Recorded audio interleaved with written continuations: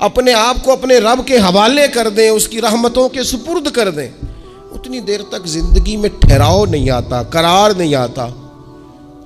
मिशकात में मौजूद है, अल्लाह के प्यारे रसूल सल्लल्लाहु ताला अलैहि वसल्लम तीमारदारी के लिए गए तो सहाबाई कराम फरमाते हैं वो बंदा ना इतना पतला नहीफ और लागिर हो गया था जिस तरह चिड़िया का बच्चा होता है, कमज़ोरी ज़ोफ़ तारी था। तो महबूब करीम ने उसे देखा तो बड़े करीमाना अंदाज में करीम फरमाने लगे, तू कोई दुआ नहीं मांगता, तो आफ़ियत नहीं मांगता अल्लाह से? अर्ज़ की या रसूल अल्लाह सल्लल्लाहु ताला अलैहि वसल्लम, मैंने अपने रब की बारगाह में अर्ज़ की है, मालिक क़यामत का अज़ाब बड़ा सख्त है, मैं नहीं बर्दाश्त कर सकता, तूने अगर मुझे कोई सज़ा देनी है तो यहीं दे ले, क़यामत को ना देना। तो कहते महबूब फरमाने लगे, सुभान अल्लाह, ओ खुदा के बंदे, तू रब की सज़ा दुनिया में भी नहीं सह सकता। अल्लाह से ये भी सवाल न कर, तू रब से कह रब्बना आतिना फिद दुनिया हसनतम व फिल आखिरति हसनतम व किना अज़ाबन्नार। तू रब से दुनिया में भी हसना मांग, भलाई मांग, तू आखिरत के लिए भी भलाई मांग, तू उससे आफियत का सवाल कर। तूने ये सवाल क्यों किया? अर्ज़ की या रसूल अल्लाह, करम हो गया है, मुझे समझ आ गई, अब मैं इसी तरह ही करूँगा। अजीज़ दोस्तों, हम कहाँ सह सकते हैं? हम दुनिया में रब की सज़ा हम नहीं सह सकते, हम कमज़ोर हैं, तो गर्मी नहीं सह सकते, शदीद सर्दी नहीं सह सकते, शिद्दत की भूख लोग नहीं सह सकते, कोई आजमाइश नहीं सह सकते। वो जो लोग बाज़ औक़ात कह देते हैं ना जी फ़लाँ चीज़ हमारे अमाल का नतीजा है, तो मैं क्या करता हूँ, ना को यार, हम तो ये भी नहीं सह सकते, हम कहाँ बर्दाश्त कर सकते हैं, हमें तो वो माफ़ ही फरमाए, हम हिसाब वाले हैं ही नहीं, हम तो सिर्फ माफ़ी वाले हैं। हमसे ना हिसाब पूछे, उसने हिसाब पूछा तो फिर तो बड़ी मुश्किल हो जाएगी, अगर उसने हिसाब पूछा तो बड़ी रुसवाई हो जाएगी, अगर हिसाब पूछा तो मुश्किलात सामने दिखाई देने लग जाएंगी। हमसे तो वो दरगुज़र वाला मामला करे, हमसे तो वो कहे जा मैंने महबूब के सदक़े तुझे माफ़ किया, जा तेरे लिए रहमत और बख्शिश वाला फ़ैसला किया। वो कोई सबब, उसकी रहमत किसी सबब को देख ले और दरगुज़र कर ले। हारून रशीद ना अपने महल की छत पे टहल रहा था, सबसे ऊपर वाले चौबारे पर, नीचे से हज़रत बहलोल दाना गुजर रहे थे, ऊपर उसके साथ सिपाही भी थे, गनमैन भी थे। उसने कहा ये बाबा तो ज़रा ऊपर उठाओ। उन्होंने एक डोली, एक टोकरी समझ लें, उसको रस्सियाँ बांध के नीचे फेंका। नीचे जो सिपाही थे उनको कहा कि ये बाबा जी को पकड़ के इसमें बिठाओ। उन्होंने जबरन थामा बाबा जी को, उसमें डाला, ऊपर वालों ने खींच लिया। 2-3 मिनट लगे। हारून रशीद के सामने हज़रत बहलोल दाना पहुँच गए तो थोड़े नाराज़ भी हुए कि ये कोई तरीका तो नहीं ना बुलाने का। मुलाकात हुई तो कहा क्यों बुलाया? कहने लगा एक मसला पूछना था। फरमाने लगे बादशाह है ना, तेरे मसले पूछने का भी अपना ही अंदाज़ है, पूछ मसला। कहने लगा बाबा पूछना था कि आप अल्लाह तक कैसे पहुँचे? हज़रत बहलोल दाना चुप कर गए। 2-4 मिनट के बाद कहने लगे जिस तरह अभी ज़मीन से तेरे तक नहीं पहुँचा, बिल्कुल इसी तरह पहुँच गया और रब करीम की बारगाह तक, और वो भी जो उसने करम फरमाया है, वरना मैं तो नहीं समझता कि मैं पहुँच गया, वो भी अगर तेरी खुशगुमानी है। तो हारून रशीद कहने लगा मुझे समझ नहीं आई। फरमाने लगे तो बादशाह जो है, इतनी जल्दी कैसे समझ में आएगी तुझे बात? फरमाने लगे अगर मैं तुझसे मिलना चाहता ना तो मैं एक दरख्वास्त लिखता, फिर किसी वज़ीर से सिफारशी साइन कराता, फिर वो जमा कराता, फिर मुझे टाइम मिलता कि फ़लाँ दिन फ़लाँ तारीख फ़लाँ टाइम आ जाना, फिर आके मैं लाइन में लगता। फिर भी तू बादशाह है, तेरा मूड बनता मिलने का कि ना बनता। जब मैं चाहता तो पता नहीं कितना टाइम लग जाता, जब तूने चाहा है ना तो 1 मिनट भी नहीं लगा। फरमाने लगे मैंने दावा ही नहीं किया कि मैं जद्दोजहद करके पहुंचूंगा, मैंने तो रब की बारगाह में आजिज़ी की है, फिर रब ने ही करम फरमाया है, उसी ने मेहरबानी की है। माना कि मोहब्बत के सफ़र में हर गांव पे 100 मुश्किल है, लेकिन ये सफ़र आसान भी है। घर साथ तुम्हारा हो जाए, उसके करम का साथ रहा है, उससे आफ़ियत मांगी है, अपने आप को उसके सुपुर्द किया है तो उसने करम कर दिया। जब तक ये मिजाज नहीं हम बनाते कि मालिक से आफ़ियत का सवाल करें, लोगों को तो धोखा दिया जा सकता है, रब और रसूल को तो नहीं ना दिया जा सकता। वहाँ तो दिलों का खुलूस ही पहुँचता है, वहाँ तो नीयतों का हुस्न ही पहुँचता है।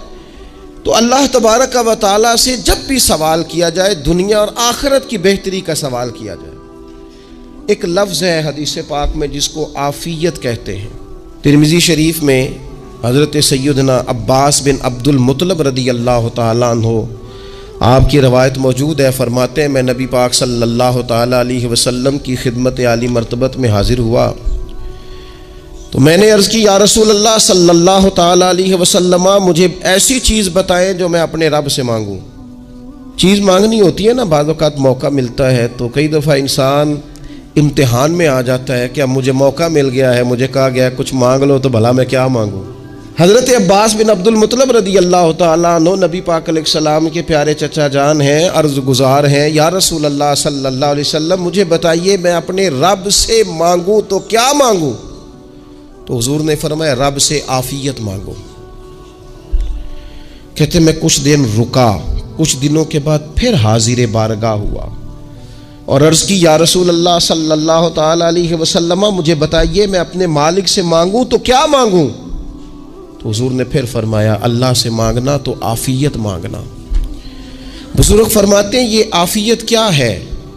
आफ़ियत ये है कि या अल्लाह ज़ाहिरी परेशानियाँ, बातनी परेशानियाँ, ऐ अल्लाह ज़ाहिर के मैल कुचैल भी दूर हो जाएं, बातन के भी दूर हो जाएं। ऐ अल्लाह हर मामले में, हर आजमाइश में, हर दुख में हमें तेरी पनाह नसीब हो जाए। ये आफ़ियत है।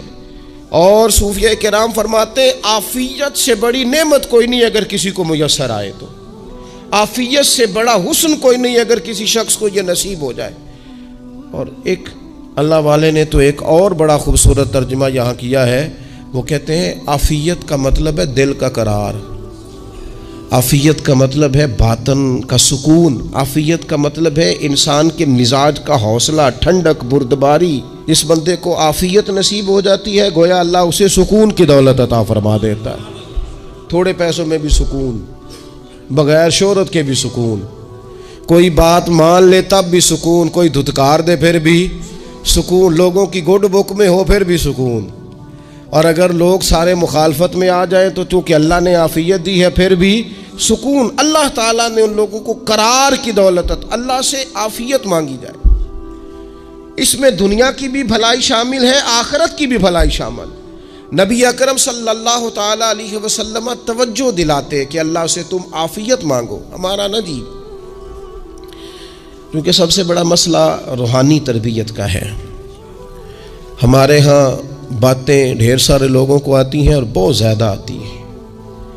मनसूबाबंदी करना, प्लानिंग करना, अपने मामलात को ख़ुद से कैसे लेके चलना है, कैसे ठीक करना है, अपने हक़ में दुनिया को किस तरह कायल करना है, ये ढेर सारे लोगों को आता है। और अपने हक़ में दलाइल किस तरह कायम करने हैं, इसमें बहुत सारे लोग ख़ुद कफ़ील होते हैं, उन्हें किसी से मुशावरत की भी ज़रूरत नहीं होती। लेकिन अल्लाह की बारगाह से अपना रिश्ता कैसे जोड़ना है, मालिक से करम का सवाली किस तरह करके होना है, अल्लाह से आफ़ियत का सवाल कैसे करना है, ये चूँकि रूहानी तरबियत में हमारा मिजाज नहीं होता, लिहाजा हम उस तरफ जाते नहीं। हम वो अपनी मर्ज़ी की चीज़ें, यानी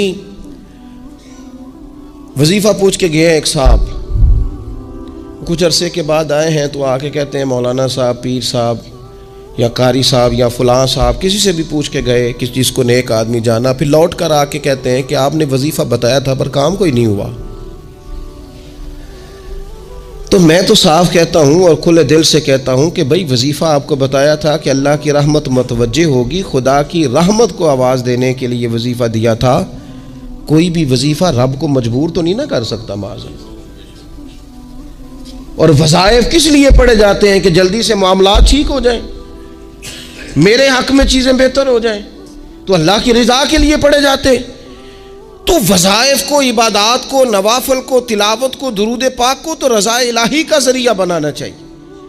लेकिन हम चूँकि एक पूरा उलझाव रखते हैं अपनी दुनियादारी के मामला सीधे करने, एक पूरा खैर रखते हैं। वो लोग मिलते रहते हैं मुख्तलिफ बुज़ुर्गों की निस्बत के ताल्लुक़ से, तो बाज़ जगहों पे बाज़ लोग बड़े तेज़ होते हैं, यानी उनसे आपकी मुलाकात होती है तो बंदे को महसूस होता है कि यार इसे तो पहले ही सारी बातों का पता है। और कई दफ़ा उनसे मिलने के बाद एहसास होता है कि यार इससे तो थोड़ा सीख ही लेते तो बेहतर था, ये तो बात बड़ी आगे निकल गई। सारा पता होता है, बाशऊर होते हैं, लेकिन डर आता है अल्लाह से। इतना बाशऊर आदमी, समझदार, पंचायत, पर्या, लोग, दीन, दुनिया सारा पता है, नमाज का टाइम आ गया तो वो छुपता फिरता है। उसकी तबीयत पर बोझ बन रहा है माज़अल्लाह अल्लाह के हुजूर हाजिर होना, उसे खैर का काम करना पड़ रहा है तो वो इधर उधर निकलता जा रहा है। तो सवाल ये है कि फिर ये शऊर का क्या मतलब रखा हुआ है हमने? फिर अल्लाह से दुआ करने की ज़रूरत नहीं। वो हज़रत आरिफ रूमी रहमतुल्लाह ताला अलैह फरमाया करते थे, बाज़ लोगों को रब सारा कुछ देता है, सजदे की तौफीक नहीं देता। इसका मतलब यह है कि वो कहता है ये सारा कुछ ले और निकल जा, मेरे घर ना आना, रख सारा कुछ पास।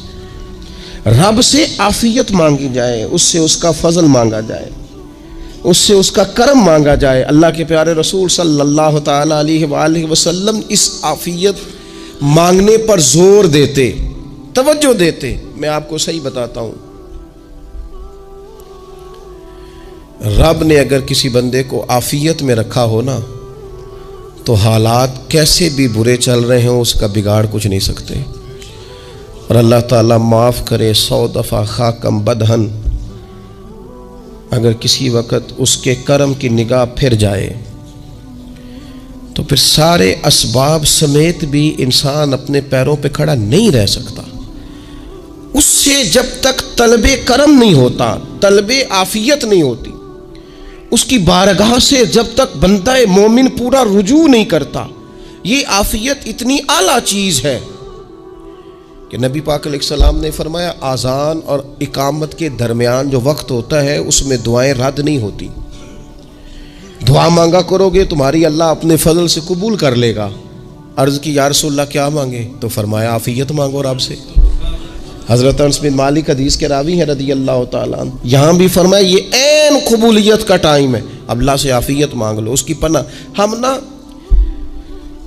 हम दुआओं में भी महदूद हो जाते हैं। रब दा तालब कोई ना मिलया, जो मिलया तालब ज़रदाहू। दुआओं में भी हद बंदी। बाज़ोकात बच्चे भी तरबियत करते हैं ना, एक मौलाना है, उनका ख्याल है कि उन्होंने मुझसे कुछ पढ़ा है तो कभी कभी उस्ताद जी कह देते हैं, बहुत पुरानी बात है, उन्होंने मुझे फ़ोन किया कि अगर आप कभी तशरीफ़ लाएं, तो मैंने कहा पुत्र दुआ मांग अल्लाह को छोटी जी गड्डी देवे।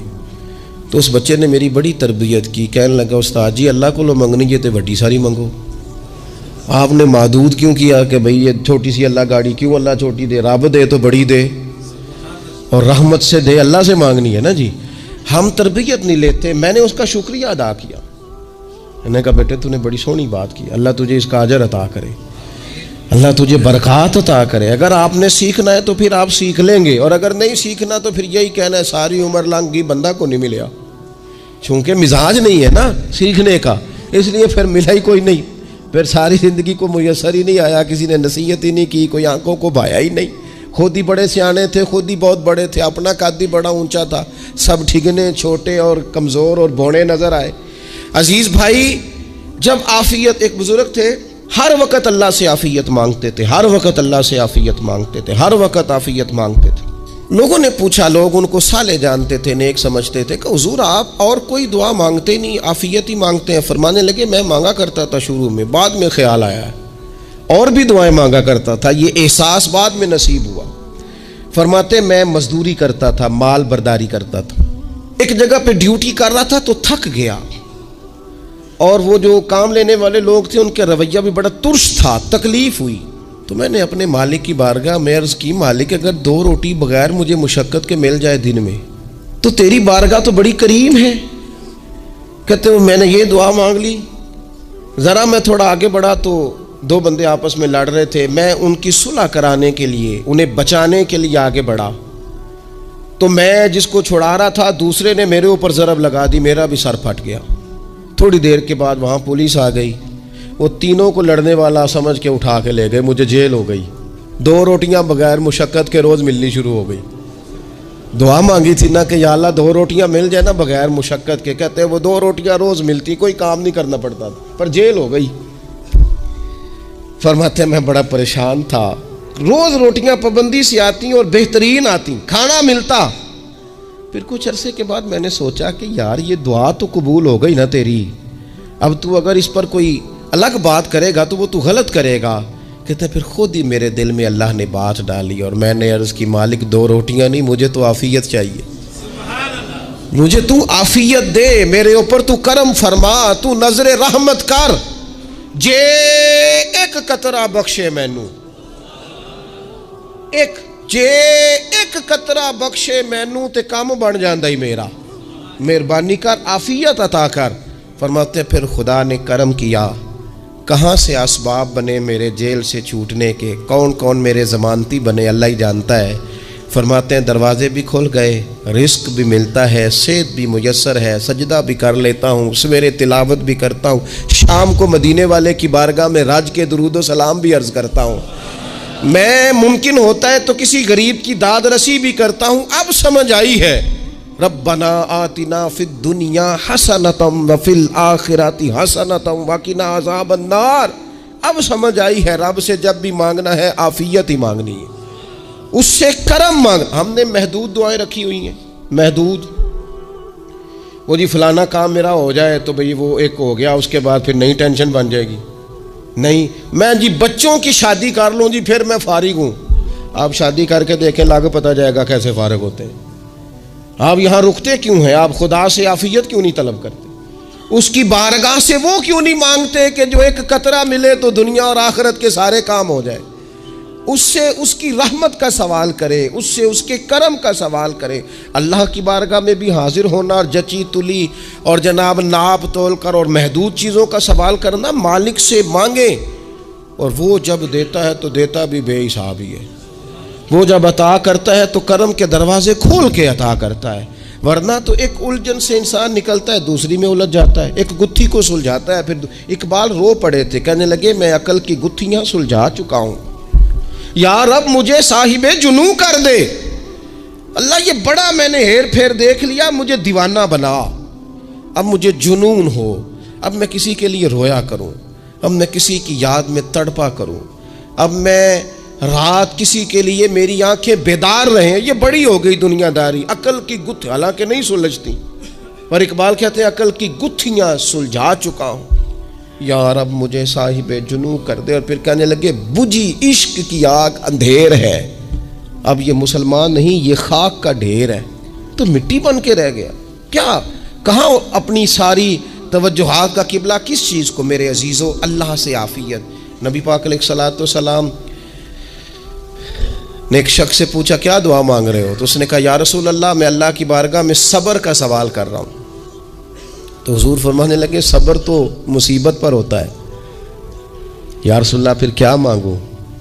आप इन जुमलों और लफ्ज़ों की गहराई को समझें, सब्र के लिए तो पहले मुसीबत आएगी फिर सब्र आएगा। तो या रसूल अल्लाह क्या मांगूं? फरमाया तो रब से आफियत मांग। माना क्या है? मुसीबत आए क्यों? अल्लाह तुझे अपनी हिफाजत के हिसार में ले ले। वो वक्त ही क्यों आए कि जब तेरी तबीयत उलझ जाए, जब तू परेशान हो जाए, जब तू तू अल्लाह से आफियत मांगना।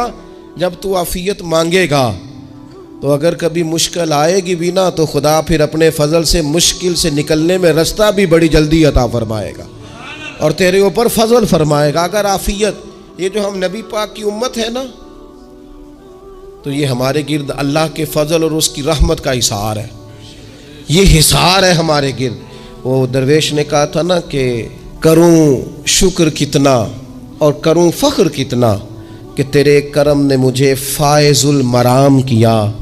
देखो बना के सैयद आलम का उम्मती मुझको गुनाह से पहले ही बख्शिश का इंतज़ाम किया। अभी मैंने गलती की नहीं, लेकिन मुझे हुजूर का गुलाम बना दिया, बख्शिश का बंदोबस्त पहले हो गया। अपने मालिक से बीमार भी उससे आफियत मांगे, मकरूज भी उससे आफियत मांगे, बे औलाद भी उससे आफियत ही मांगे, साहिब औलाद भी उससे आफियत ही मांगे। जो दौलत के हुसूल के रिज़्क़ हलाल के ख्वाहिशमंद हैं वो भी उससे आफियत मांगे, और जिनकी झोली उसने भर दी है वो भी अपने रब से आफियत ही मांगे। मालिक से जब सवाल करें, एक बुजुर्ग थे, उन्होंने तो अपनी अंगूठी में लिखवा लिया था कि या अल्लाह मुझे आफियत अता फरमा। मगर जब भी देखता हूँ याद आ जाता है कि अल्लाह से आफियत मांगनी। अपने मालिक की बारगाह के अंदर देखो, मैंने देखा है, वो किसी ने कहा था कि तेरी ख्वाहिश है कि वो तेरी आरजू करे पूरी, और मेरी ख्वाहिश है कि तेरी आरजू बदल जाए। कुछ लोग ऐसी ख्वाहिशात भी लेके आते हैं कि जो पूरी ना हो तो बेहतर होता है। इसलिए आपको पता है मौत मांगना जायज़ नहीं दीन में। मसाइब से घबरा कर, मुश्किलात से घबरा कर, ज़िंदगी के मद्दोजज़र से परेशान होकर मौत का सवाल करना जायज़ नहीं। किस तरह जायज़ है? इन लफ्ज़ों के साथ दुआ कर सकता है कि या अल्लाह जब तक मेरी ज़िंदगी बेहतर है मुझे ज़िंदा रख, और जब मेरा दुनिया से जाना बेहतर है फिर तो मुझे अपनी बारगाह में बुला ले। ये भी क्या है? ये भी आफियत का सवाल ही है कि या अल्लाह रख भी तब तक जब तक रहना बेहतर है। नबी पाक ने भी अर्ज़ा लिल उम्र होने से पनाह मांगी। हमारा ये मिजाज बन गया है कि हम अपने हक में ऐसी चीज़ों का सवाल कर रहे होते हैं जो कई दफ़ा हमें मिल जाए तो हमारा नुकसान करें। कुरान हकीम एक जगह पे अल्लाह करीम ने फरमाया है कि अगर सब लोगों को माल दे दूं तो बगावत करें, फसाद हो जाए। क्या माना कि अपना नुकसान कर बैठे लोग।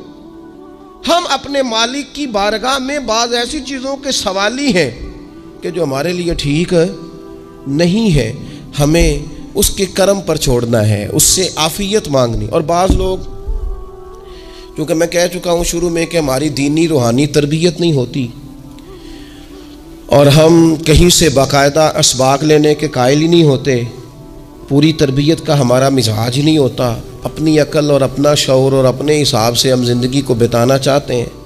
और ये जो मेरा दौर है ये वैसे ही उलझा हुआ ज़माना है, इल्ला माशाअल्लाह। पता नहीं कोई क्या बोल रहा है, कोई क्या कह रहा है, ऐसे है जैसे को मेला लगा हुआ है और कान पड़ी आवाज़ सुनाई नहीं दे रही। जिसकी दुकान पर कोई ग्राहक नहीं वो भी कह रहा है लाइनें बना लो। ऐसा उलझा माहौल है और ऐसी आजमाइश है कि लोग बेचारे परेशान हैं। देखें, जब तरबियत के साथ इंसान आगे बढ़ता है ना, हमारे पास मुक्तदा है अल्लाह रसूल का कलाम, हमारा पेशवा है रब रसूल का फरमान। जब हम किताब व सुन्नत की रोशनी में आगे बढ़ते हैं तो फिर हमारे लिए मंजिल आसान भी होती है और करीब भी होती है। फिर हमारे लिए आगे की तरफ सफ़र करना, आगे बढ़ जाना ये आसान होता है। आप गौर करें, जो लोग दुनिया में कामयाब रहे, भला किस तरह कामयाब रहे? वो इस तरह कामयाब रहे कि उन्होंने ना अपने रब से आफियत मांगी। अल्लाह ताला ने खुद ब खुद उनके लिए रास्ते बनाए। आप तारीख पढ़ेंगे बाज़ लोगों की तो लग नहीं रहा था कि वो इतनी कामयाबी हासिल करेंगे। देख लें आप, हज़रत गौसे आज़म जिलानी रदी अल्लाह ताला अन्हु बगदाद शरीफ तशरीफ़ लाते हैं तो उनकी कैफियत ये है कि पत्ते खा के गुजारा करना पड़ता है।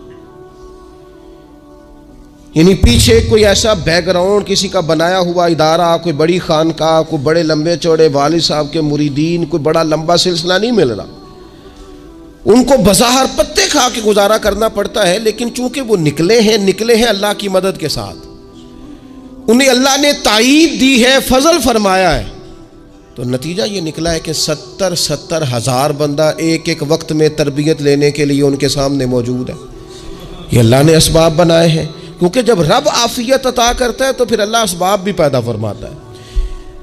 हमारा ज़हन तो थक जाता है सियासत करते करते। हम तो जनाब पूरी तरतीब से, हमें सलीका आता है किस तरह करके किस बंदे को कैसे कायल करना।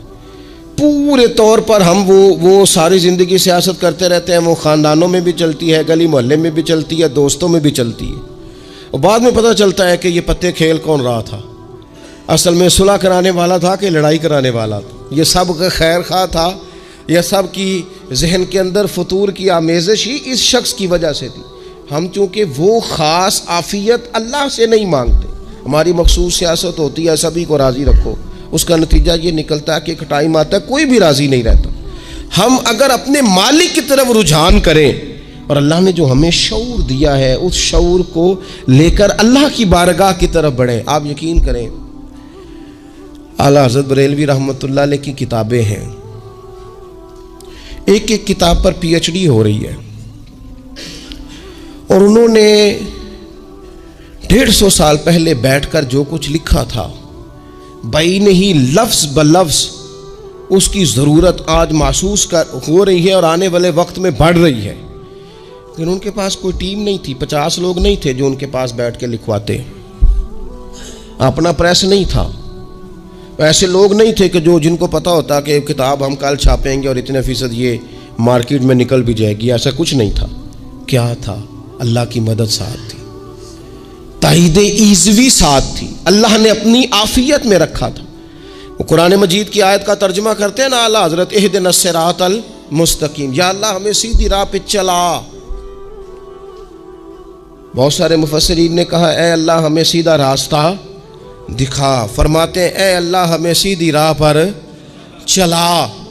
तो किसी ने कहा हुजूर ये चला और दिखा में क्या फ़र्क है? फरमाने लगे दिखाने का मतलब ये होता है कि किसी ने पूछा मैंने गुजरांवाला जाना है, तो दिखाना ये है कि उसे कहा यहाँ से बाहर निकलो, रोड पे चढ़ जाओ, सीधे जाओगे, एक पोल आएगा, उसे क्रॉस करना, नीचे उतरना, वहाँ से शहर शुरू हो जाएगा। फिर उसने अगर कोई अंदरूनी जगह शहर की पूछ ली तो उसको कहा कि राइट हो जाना, फिर लेफ़्ट हो जाना, फिर आगे किसी से मज़ीद। ये है रास्ता दिखाना और एक है चलाना।